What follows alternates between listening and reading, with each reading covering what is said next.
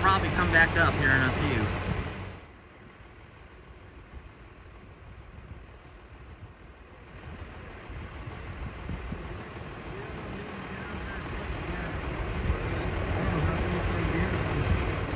Assistant Fire Chief of the City of Springfield Fire Department.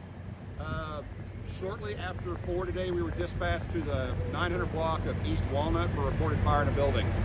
Within a few moments, I had a chief officer that was very nearby that arrived and reported heavy fire and smoke showing from the structure. Got a very large, older 3-story house down here on Walnut, the historic area, that had a lot of heat and smoke on the 3rd floor. We had crews that initially pushed in and make an additional fire attack. We were able to clear the structure, ensure there wasn't anyone inside, and tried to make a good effort to extinguish the fire. Unfortunately, it was too far advanced, so it managed to breach itself out in some of the photos you've seen. At this point, we were able to have a lot of aerial apparatus in place, and we're able to control it using aerial streams from the outside. At this point, we don't know of any injuries or any problems like that. At this point, we've knocked the fire back with the aerial streams, and we're just giving the building a minute to breathe, and we go in and see if we can make finished extinguishment. So that's what I got for you. What questions do you have? Is this a rental building? Or? I do not know that. Do we think the building is a loss, or? Most likely, yes. I mean, it had significant damage to the 3rd floor and the attic space, as well as a large amount of water that's been placed in the building in the last 30 minutes or so.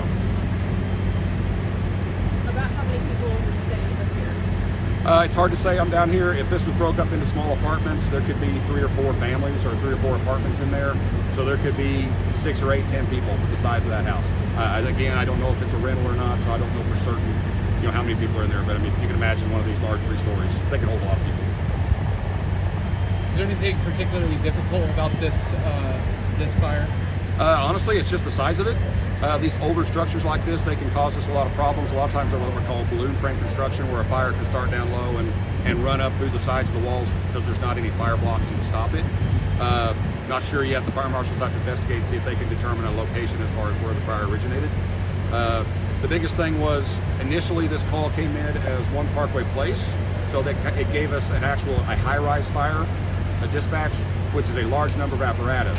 And then we pulled a second alarm on this one due to the amount of fire and the close proximity to the other structures. So we ended up utilizing most of the units in the city are here or ready to rotate through. So we actually reached out to our auto aid partners in the area, City of Republic, Logan-Rogersville Fire Protection District, Battlefield Fire Protection District, and they sent units to cover some of our outlying stations so that they can help us cover the city while our units are down here taking care of this incident. How long could people expect? I mean, I know you. It's going to be a couple more hours at least. There's going to be a lot of work to get in there and actually finish the extinguishment of the fire. So Walnut will be shut down from JQH/Sherman until National probably for a while. I can't think of anything. Yeah, I think Very good.